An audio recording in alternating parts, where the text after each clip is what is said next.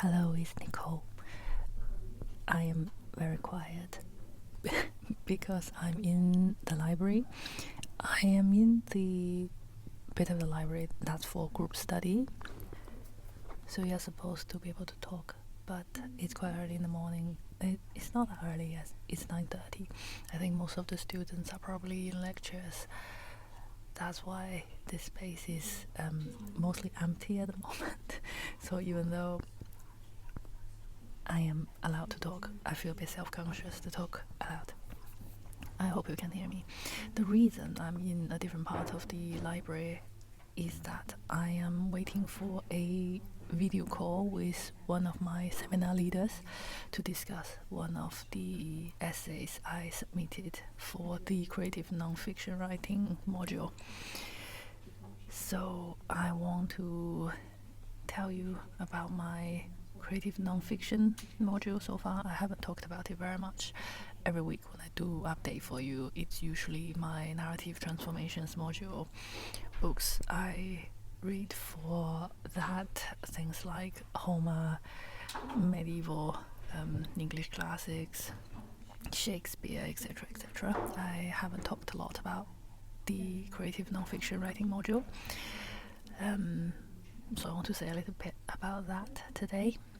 The essay I'm going to discuss with my seminar leader is in the category of personal essay. Personal essay is something I learned only this year, since I started my degree, and I immediately fell in love. I think it's something I want to learn more. I want to read absolutely all the essays by everybody, learn their styles, and develop my own style and write more in this genre. So according to my incomplete understanding, the personal essay is a bit different to academic essay. It's not you have a argument, you have a conclusion, and you try to take your readers through your argument and arrive at your conclusion with references along the way from the past. The writing style usually quite academic, and it requires a level of knowledge, understandably. But personal essay is more personal. Please don't laugh. So a book I found extremely helpful and interesting, and definitely is a key book for my development in this area, is called To Show and to Tell.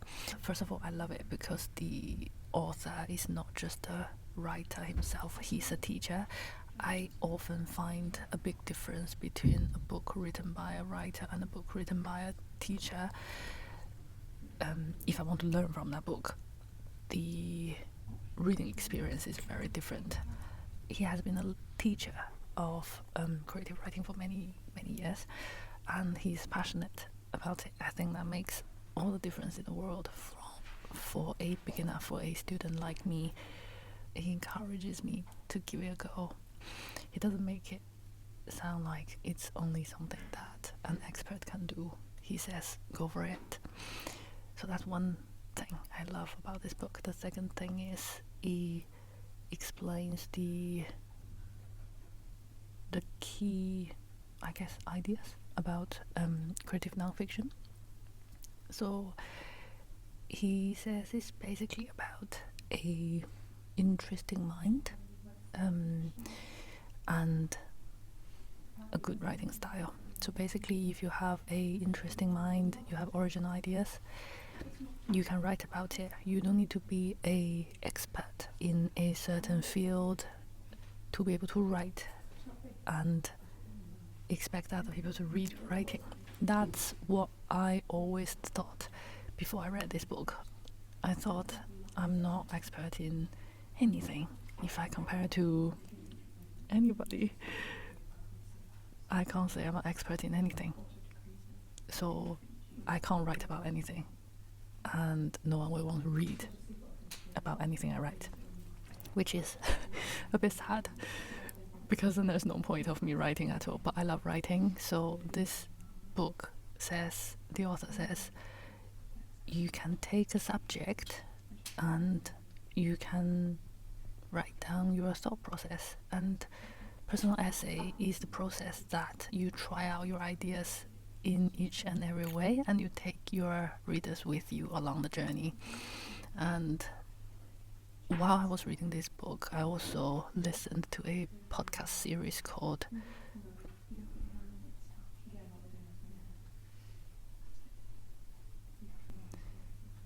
I can't remember what it's called. It's called Past, Present, Future. No. Past, Present, Future by David Runciman. I remember his name because you know, in Edward Lear there's a bit about Runcible Spoon. So I thought his surname sounds like Runciman. Sorry. Past, Present, Future. There's a series of podcasts that he did on the great essayists, and he gave example of great essayists from the history who wrote like this, like how this book described it. So I was sold. I thought, yes, why not? I'm not expert in anything, but I have a mind. And I can write. I can do it. So this essay I'm waiting to discuss with my seminar leader is the result of basically that book and that podcast series.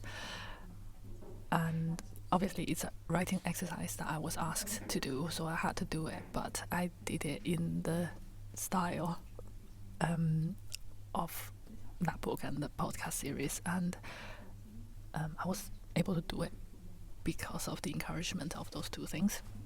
So the essay is called On Christmas Eve in Stratford-upon-Avon, and the starting point of that essay is my visit to Shakespeare's birthplace. So I didn't even go in, I just walked past it.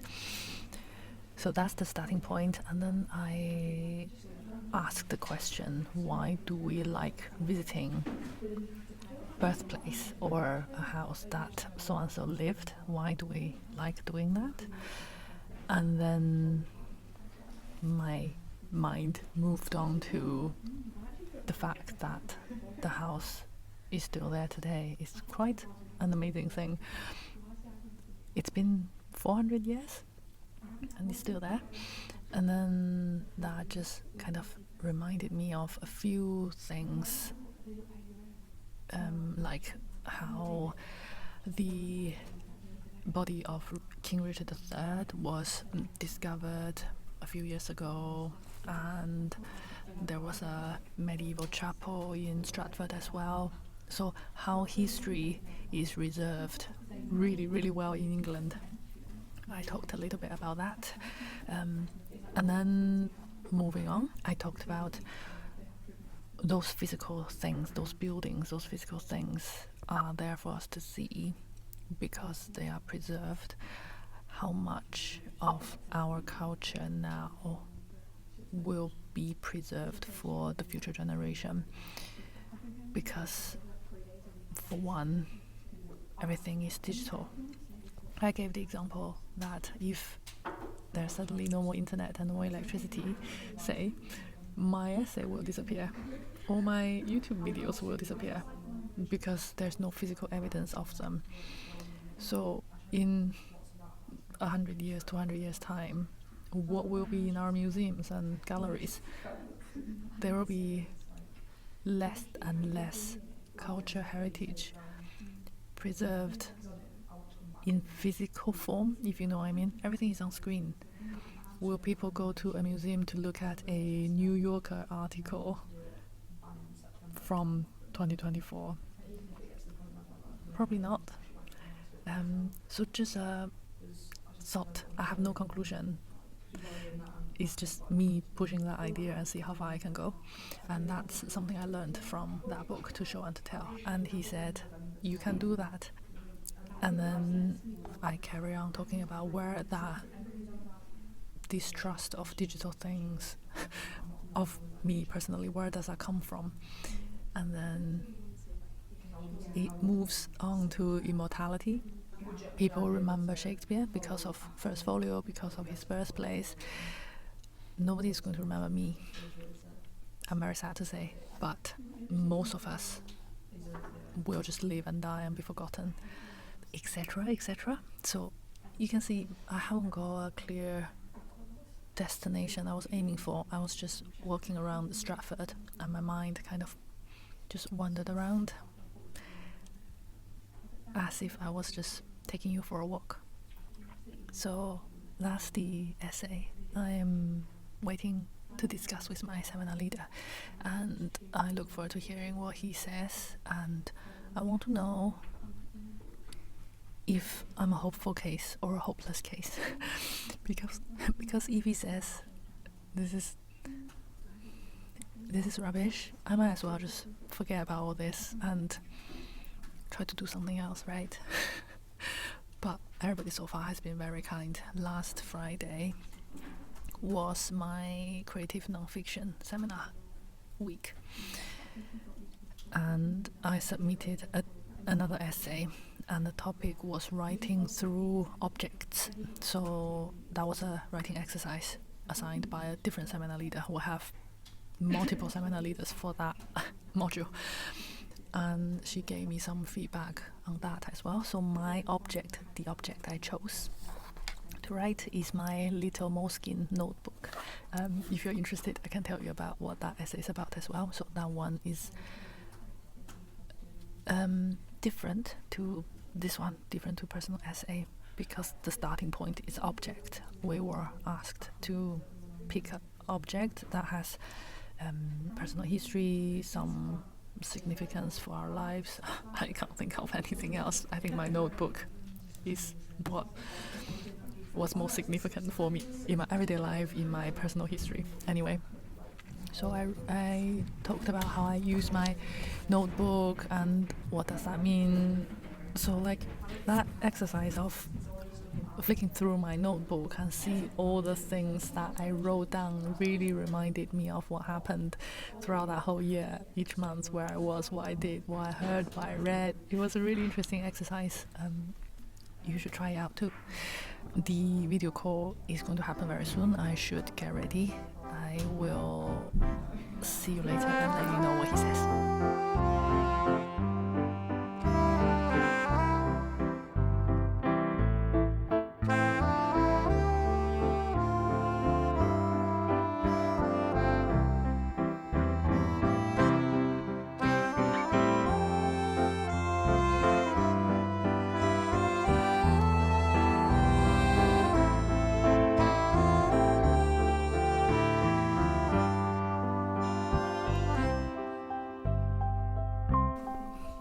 Finished.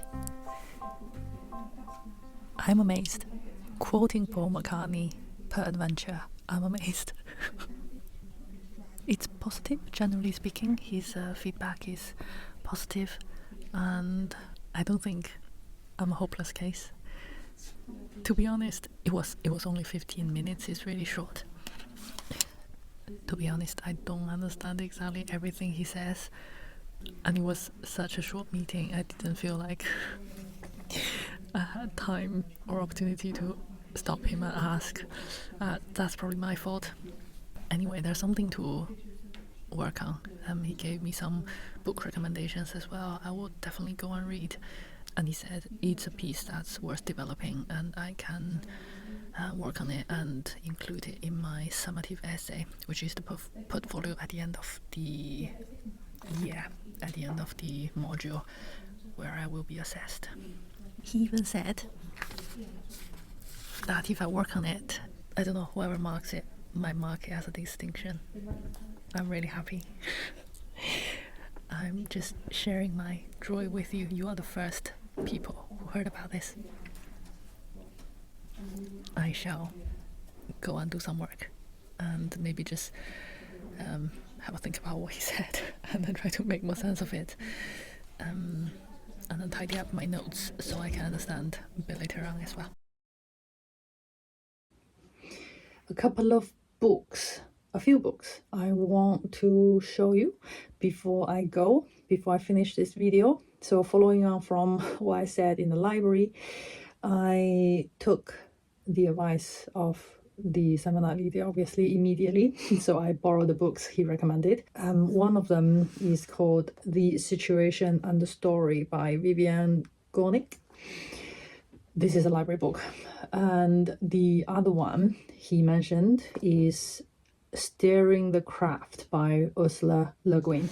So interestingly, I bought this book already, just one day randomly. I was in London for the Joe Hisaishi concert, and this one was the first book I bought impulsively in a bookshop since my degree started, because now I have libraries. I haven't bought any new books. I didn't have any need. I got this book already, and I was very pleased that the two books he mentioned I'm able to get hold of almost immediately. So I will definitely be reading those two books. The other writing exercise I did that I mentioned in the last clip is the writing through objects essay, right? So in that seminar, the seminar leader recommended a few books, and I've got one of them here. It's called A History of the World in 100 Objects by Neil McGregor. This is only one of the books she mentioned, and I find it really interesting, partly because this comes with a podcast series by BBC. So basically, the author of this book, the narrator, the presenter of the podcast series, chose 100 objects from the British Museum and told a version of the history through those objects. She mentioned quite a few books. I can put them on the screen for you, and they are all writing through objects, but they are all very different. This one is quite formal. The language is quite formal, but not difficult at all. But because it's talking about world history, and it's quite a educational information, but fascinating and interesting kind of tone. Some other books like Good Pop, Bad Pop, and the other one I completely forgot the name, writing like a memoir through individual personal objects. So that's quite interesting. Just in case you are interested, I want to tell you that they exist. The last book I want to show you is also from the creative nonfiction module, because one of the seminar is called Creative Criticism, I think. So the seminar leader mentioned a book called Beginning Theory, and this is all about critical theories.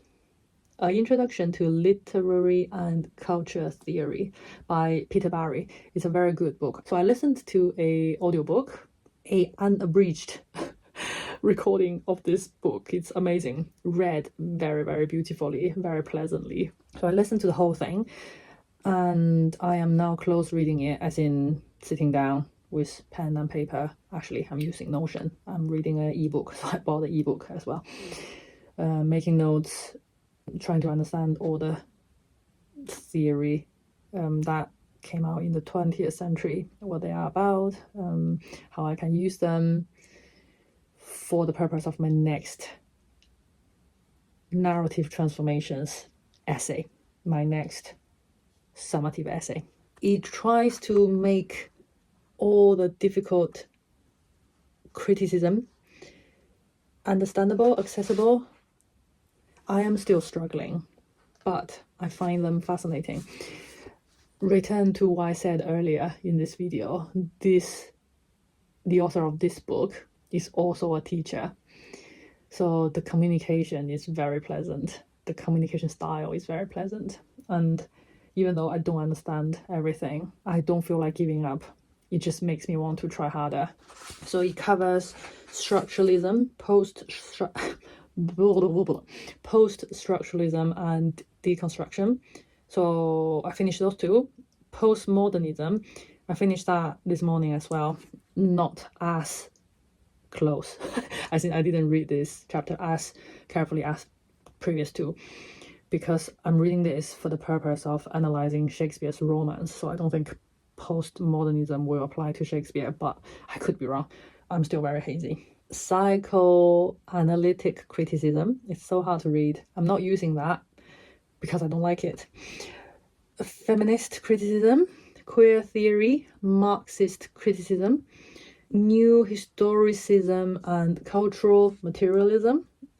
That is one of the possibilities I'm going to use to analyze Shakespeare. Post-colonial criticism, stylistics, narratology, eco-criticism, another possibility, and some other bits and pieces. So this book inspired me to do a series of videos in the future on this channel. I want to explain all the various criticism, all the various theory, and how you can use them to understand literature, how to understand culture. That's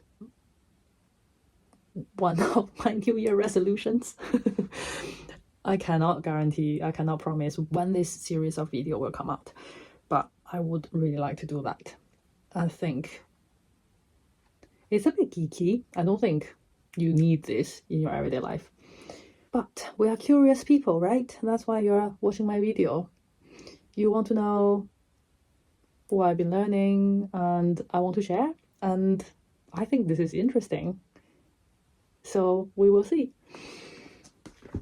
Last thing I want to tell you before I go is I've revived, is that the right word? I resurrected my blog. So I have a blog. Some of you might know that already. I put a lot of my video scripts on my blog because I know some people like watching videos to take in the information. Some people like reading, and reading is generally a bit faster, I feel like.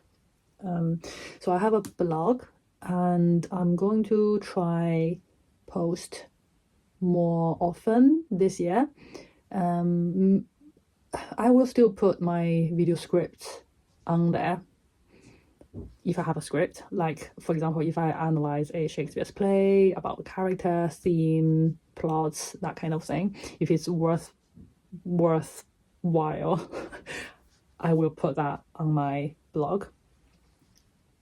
But I want to write more. So the personal essay and creative criticism kind of essay, just small things from everyday life that I want to turn into a short essay. I want to post those kind of things more often, just as a platform for me to practice my writing, because if I want to develop as a writer, I have a platform already. I have about 200 subscribers on there, and I want to make use of it. I pay for it. So if you're interested, feel free to go check it out. As I said, some of the content will be overlapping with the videos on this channel, but some will be different. I'm not going to turn a short essay about thank you cards on my desk to a video, right? So you can read my weird and random thoughts on those kind of things, on those kind of subjects on my blog. The latest one I posted was, the title was Edmund Spenser on Suicide. So if you're interested, I'm going to leave you I'm going to leave it as a cliffhanger. Please go check it out. It's basically our argument for suicide by Edmund Spenser, the author of The Fairy Queen, in book 1, Canto 9 of The Fairy Queen. And I read it recently, and I found it really interesting. Yeah, just a few thoughts on that. So that was my latest blog post. I think that's plenty for one video. Thank you for watching all the way to the end. I hope you enjoyed it. Let me know. So that's all for today. Thank you for watching. I'll see you in my next one.